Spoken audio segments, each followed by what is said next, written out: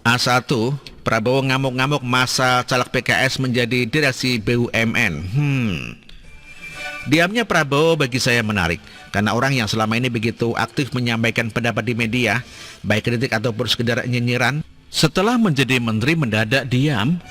Tak sekalipun Prabowo mengomentari atau menjawab isu-isu yang terjadi di Indonesia, sekalipun itu sangat bersinggungan langsung dengan kementeriannya. Contohnya ketika terjadi ledakan di Makassar atau penyerangan di Mabes Polri, Prabowo diam 1000 bahasa.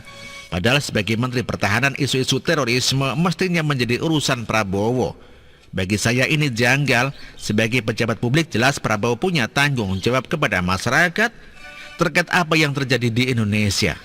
Di saat orang-orang mulai terbuka dan terhubung dengan sosial media, kenapa menjadi nampak sulit sekali bagi Prabowo untuk menyampaikan penjelasan.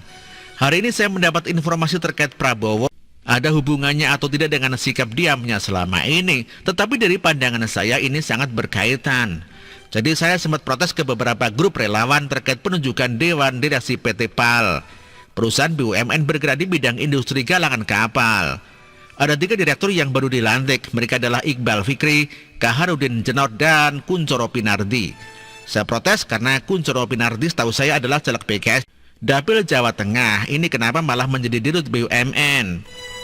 Bukankah kita tahu bahwa PKS adalah partai yang pro ormas terlarang FPI? Bukankah PKS juga partai yang kadernya banyak membela teroris atas nama hak asasi manusia, termasuk mendukung pemulangan ex-ISIS ke Indonesia? Lalu dengan bodohnya membandingkan dengan WNI di Wuhan yang terjebak virus beberapa waktu yang lalu.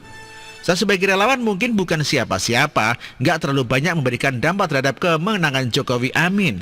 Tetapi nggak gini juga lah caranya.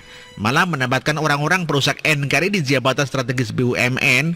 Kalaupun tidak ada sama sekali dari kalangan relawan yang bisa ditempatkan di posisi itu, kan masih banyak orang lain yang profesional dan tidak punya sikap politik memberontak pemerintah.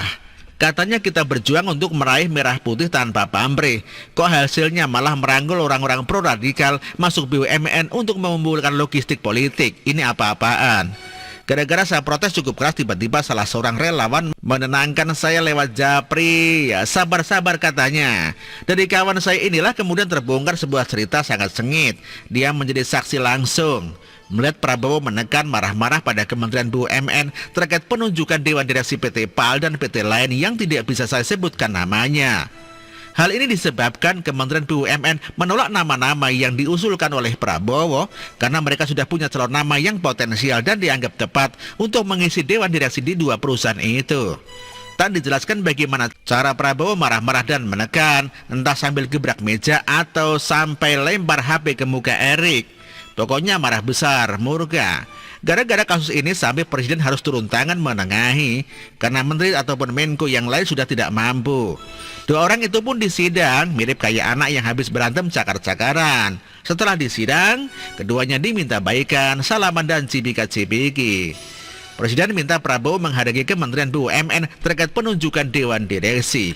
Karena itu sepenuhnya hak Kementerian BUMN, tetapi karena sudah terjadi ribut-ribut, maka nama-nama yang diusulkan Prabowo untuk mengisi PT PAL dikabulkan.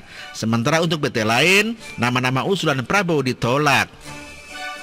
Karena PT lain ini termasuk perusahaan yang harus diselamatkan dan melibatkan uang yang besar, bukan diisi oleh orang-orang yang dengan kepentingan politik yang bisa bikin nasibnya tambah hancur. Tapi itu pun dengan syarat, ke depan Prabowo tidak boleh lagi berbuat ulah seperti ini. Akhirnya 2 orang yang disidang itu pun keluar istana bergandengan tangan. Mendengar cerita ini akhirnya saya paham kenapa caleg gagal PKS itu bisa sampai menjadi Dewan Direksi PT PAL. Itu berkat jerih payah dan keringat marah-marah Prabowo. Secara politik saya menilai ini adalah upaya Prabowo untuk membangun jaringan logistik untuk kepentingan politik 2024. Entah untuk ikatan atau hubungan antar pribadi atau cara Prabowo menekan PKS agar ikut dan manut saja di 2024 nanti dengan siapapun calon yang akan diusung oleh Prabowo seperti Pilpres 2019 yang lalu. Bagi saya ini sinyal bahaya. Komitmen Prabowo saat masuk sebagai Menteri Pertahanan adalah melepas embel-embel atau produk radikal yang selama ini mengelilinginya. Fokus bekerja untuk kemajuan Indonesia. Tetapi kalau seperti ini masih bermain-main dengan orang PKS, jelas ini sudah melanggar komitmen. Presiden nampaknya kurang detail melihat siapa nama yang diusulkan Prabowo, tidak sampai memeriksa nama Kunchoro Pinardi. Cerita ini menjadi penting untuk saya buka dan sebarkan agar ke depan pihak-pihak terkait sadar bahwa cerita-cerita negatif seperti ini sekarang sudah sampai kepada masyarakat dan tolong jangan diulangi lagi. Semoga Presiden membaca catatan ini agar menjadi perhatian dan evaluasi. Begitulah kura-kura. Demikian artikel ini dikutip dari siwa.com dan ditulis oleh Alifur Rahman. Terima kasih.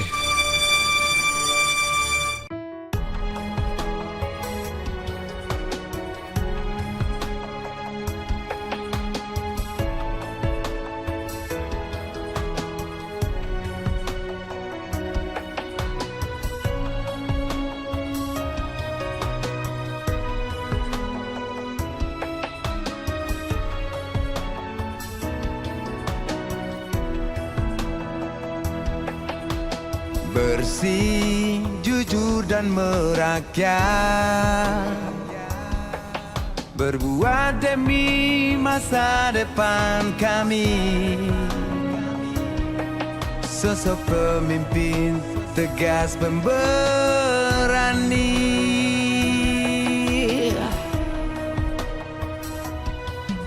Kamu tidak tergantikan, terbukti baktimu untuk negara Indonesia Timur bersuara.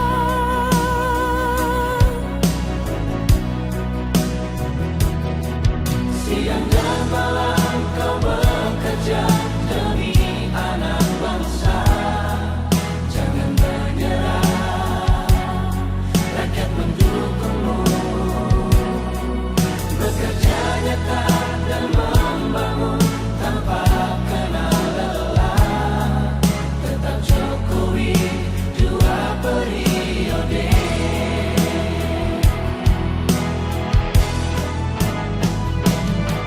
Ayo Jokowi, rakyat mencintaimu. Pilih Jokowi, Indonesia kejar. Ayo Jokowi, rakyat selalu berdoa. Pilih Jokowi, Indonesia jaya.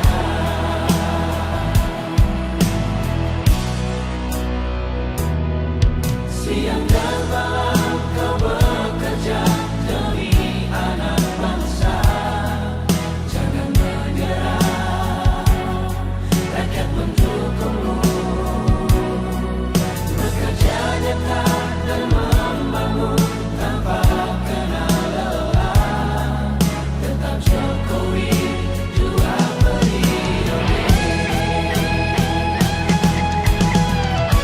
Dulu Maluku Utara dianaktirikan.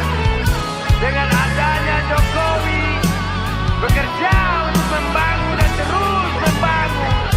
Sekarang kami Maluku Utara sudah menjadi anak sungguhan yang selalu diperhatikan. Jokowi, rakyat membutuhkanmu. Ayo Jokowi, rakyat mencintaimu. Pilih Jokowi, Indonesia kerja. Ayo Jokowi.